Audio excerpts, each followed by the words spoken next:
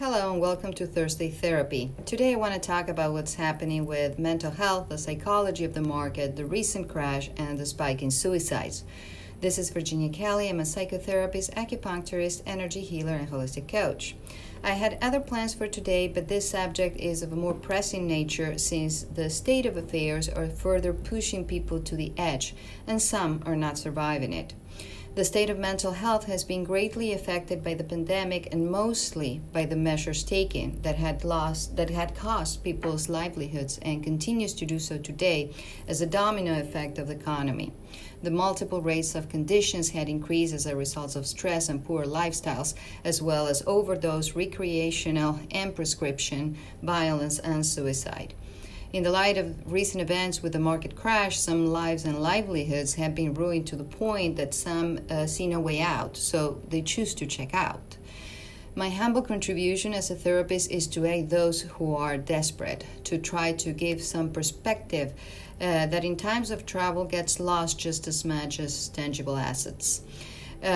There are a lot of people out there giving information about investments, anywhere from experts to speculators, some with good predictive track records based on multiple data points, but some wishful thinking too.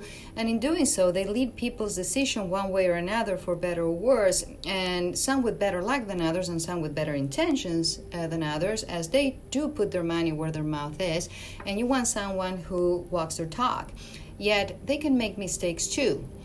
People tend to rely on information by those they think have better answers, and oftentimes they do. But in making educated guesses, they guess. And these are unprecedented times. People tend to get desperate and rely on others' advice, and in doing so, they miss the big picture. And a lot of advice out there is for the long term, yet they fail to recognize that some people might not survive the short term. Everyone has particular needs and that might surpass the capability to manage time. It's been said that holding beats timing, but in today's economy, some people need their money as of yesterday. And it's said that you should buy in panic and sell in mania, and yet the psychology points otherwise, because in times of fear, people choose to cut their losses, and in times of growth, the scarcity principle or FOMO kicks in. So emotions lead markets more so than reasoning, and these are the results. When faced with terrible losses, people feel it's the end for them. And we say every time it rained, it stopped. But try telling someone to sit while in desperation. It's a challenging task, though it might save a life. You just have to look back at 2019 when we were doing well enough to indulge in petty arguments and suspecting of the times ahead. Though it was well known in the astrology community that shift was about to hit the fan, but nobody exactly knew how it was going to play out, because as a system of historical correlations between celestial and earthly events, they can manifest in multiple ways, and they often do. And there's so much you can prepare anyway when fate is at play. Today's narrative and the cognitive dissonance and the divide do not help, as people like to kill the messenger. All this is part of our learning as well, and as they say, it was a lesson, not a life sentence. But still, if you lose your home or you lose it all, it might become a life sentence, and the proof is in the pudding.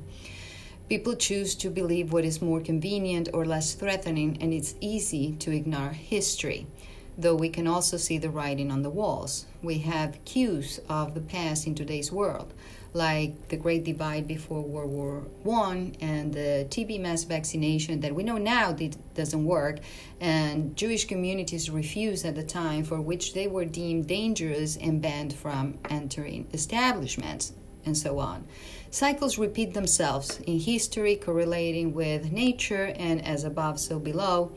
And some astrological configurations, like Uranus, the planet of change and chaos in Taurus, the fixed earth sign, affecting our daily lives. And we can all feel that today in all aspects. At the end of the day, people survived the depression, wars, plagues, and famine, but a lot of people didn't. Choosing to expedite this process is an emotional, not a rational decision, and it doesn't work for the market, and it doesn't work for life, since it misses the long term and the big picture where life stands a chance to turn around again. If fate decides you're not to survive it, at least it's not on you. Ultimately, you're here to learn. The Spirit will never prioritize your comfort over your learning, since it evolves your soul and it raises consciousness for all. Life is priceless, and if you think it the other way around, what if you had the money but you were given a fatal diagnosis and your money could afford the treatment to save your life? You wouldn't think twice about it. The fact that we can understand the mechanisms behind life doesn't make it any less of a miracle. And these are times to recognize the spiritual nature of things, as we are in the midst of a global awakening, and it's essential to sustain life and mental health, as psychology alone might not cut it these days. Take care and share this to anyone who needs to hear this message today. Thank you. See you next time.